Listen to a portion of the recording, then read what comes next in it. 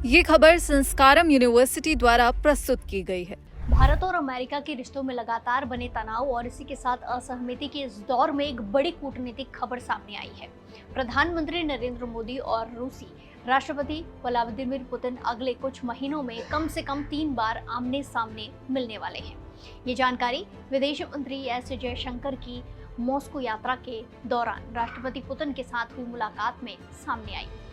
जयशंकर फिलहाल रूस के 2 दिवसीय आधिकारिक दौरे पर हैं और उन्होंने सोमवार को क्रेमलिन के सीनेट पैलेस में पुतिन से भेंट कर पीएम मोदी का व्यक्तिगत संदेश और शुभकामनाएं सौंपी। पहली मुलाकात अगले हफ्ते होने वाले शंघाई सहयोग संगठन यानी कि एससीओ के शिखर सम्मेलन में तय है, जो किर्गिस्तान की राजधानी बिश्केक में आयोजित हो रही है। इस बहुपक्षीय मंच में पीएम मोदी और पुतिन दोनों की मौजूदगी लगभग तय मानी जा रही है, जहां द्विपक्षीय बातचीत की गुंजाइश स्वाभाविक रूप से बनती है। दूसरी मुलाकात इसके कुछ ही दिन बाद 12-13 सितंबर को दिल्ली में प्रस्तावित ब्रिक्स शिखर सम्मेलन के दौरान होगी। भारत इस सम्मेलन की मेजबानी कर रहा है और पुतिन के इसमें शिरकत करने की उम्मीद जताई जा रही है।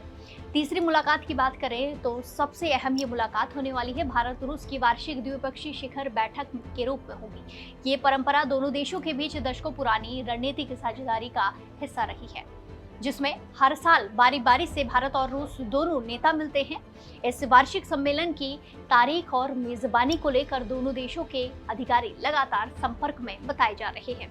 इस तरह अगर तीनों मुलाकात तय समय पर होती है तो कुछ ही महीने के भीतर पीएम मोदी और पुतिन की 3 अलग अलग मंचों पर बहुपक्षीय सह मेजबान यानी कि ब्रिक्स और शुद्ध द्विपक्षीय वार्षिक शिखर सम्मेलन वाली एक दूसरे से ये मुलाकात होंगी, ये रूबरू होंगी। यह आवृत्ति खुद इस बात का संकेत देती है कि भारत और रूस अपने संबंधों को कितनी प्राथमिकता दे रहे हैं। जयशंकर की मौजूदा रूस यात्रा सिर्फ शिष्टाचार भेंट नहीं थी, उनकी अगुवाई और उसी के साथ रूस के प्रथम उप प्रधानमंत्री डेनिस मांतुरोव की अगुवाई में भारत रूस अंतर सरकारी आयोग की 27वीं बैठक हुई, जो कारोबार, अर्थव्यवस्था, विज्ञान, प्रौद्योगिकी और सांस्कृतिक सहयोग जैसे कई क्षेत्रों को कवर करती है। इस बैठक में व्यापार, ऊर्जा, उर्वरक और परमाणु सहयोग के साथ साथ विभिन्न क्षेत्रों की व्यापक समीक्षा की गई। ये आयोग दोनों देशों के बीच तकनीकी और आर्थिक सहयोग को संस्थागत रूप देने का प्रमुख मंच है और इसकी नियमित बैठकें दिखाती हैं कि रिश्ते सिर्फ शिखर स्तरीय बयानों तक सीमित नहीं है, बल्कि नौकरशाही स्तर पर भी सक्रिय दिख रहे हैं। पुतिन के साथ साथ मुलाकात में जयशंकर ने दिन में हुई इस आयोग की बैठक के नतीजों की जानकारी भी साझा की और दोनों देशों के बीच आर्थिक सहयोग में हुई प्रगति को रेखांकित किया। बैठक में एक बेहद व्यवहारिक और इसी के साथ भारतीय किसानों से सीधे जुड़ा मुद्दा भी सामने आया, उर्वरक, फर्टिलाइजर की आपूर्ति। पश्चिम एशिया में जारी संकट का असर वैश्विक उर्वरक आपूर्ति श्रृंखला पर पड़ा है, जिससे भारत में उर्वरक की उपलब्धता प्रभावित हुई है। इसी वजह से भारत ने रूस से आग्रह किया है कि वो आपूर्ति और बढ़ाए। जयशंकर ने पुतिन से सीधे इस मुद्दे पर बात की, जिस पर पुतिन ने भरोसा दिलाया है कि रूस भारतीय किसानों और कृषि क्षेत्र के लिए इस मसले को सुलझाने में हर संभव मदद करेगा और भविष्य में भी आपूर्ति बढ़ाने के लिए तैयार है। गौरतलब है कि ये पहला मौका नहीं है जब ये मुद्दा उठा हो। इससे पहले भी जब पीएम मोदी ने खुद पुतिन से मुलाकात की थी, तब भी उर्वरक आपूर्ति का विषय चर्चा में आया था। यानी ये कोई इकलौता प्रसंग नहीं है, बल्कि दोनों देशों के बीच लगातार चल रही बातचीत की एक कड़ी है, जो कृषि जैसे भारत के लिए संवेदनशील क्षेत्र में रूस की भूमिका को हाईलाइट करती है। पुतिन ने मुलाकात के दौरान भारत रूस व्यापार में हुई वृद्धि पर संतोष जताया। उन्होंने बताया कि इस साल दोनों देशों के बीच कारोबार बढ़ा है, जबकि पिछले साल इसमें कुछ कमी देखी गई थी। पुतिन के मुताबिक इस बढ़ोतरी की एक अहम वजह पीएम मोदी का व्यक्तिगत ध्यान और प्रयास है, जो रूस भारत संबंधों के विकास को लेकर सक्रिय रहे हैं।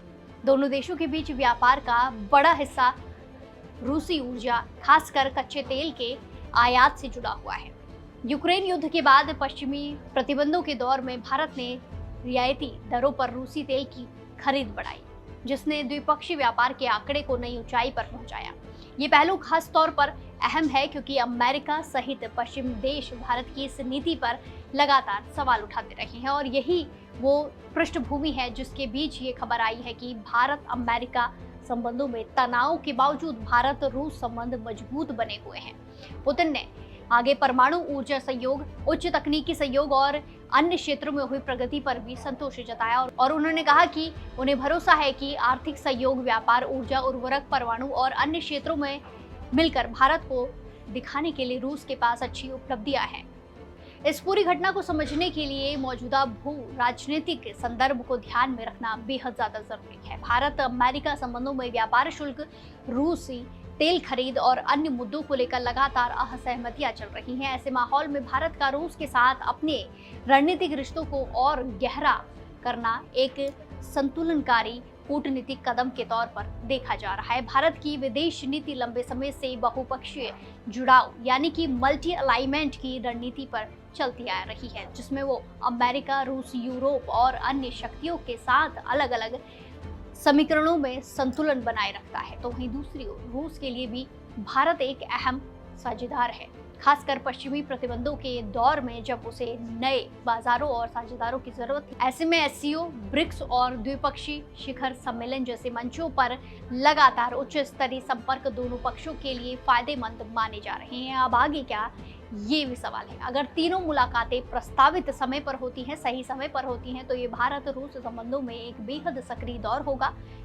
एससीओ में बहुपक्षीय चर्चा, ब्रिक्स में वैश्विक दक्षिण की साझा आवाज और द्विपक्षीय वार्षिक शिखर सम्मेलन में सीधे द्विपक्षीय मुद्दों पर गहन बातचीत, ये तीनों मिलकर भारत रूस साझेदारी के अलग अलग आयामों को उजागर करेंगे। उर्वरक आपूर्ति, ऊर्जा व्यापार, रक्षा सहयोग और परमाणु ऊर्जा जैसे मुद्दे इन बैठक के केंद्र में रह सकते हैं।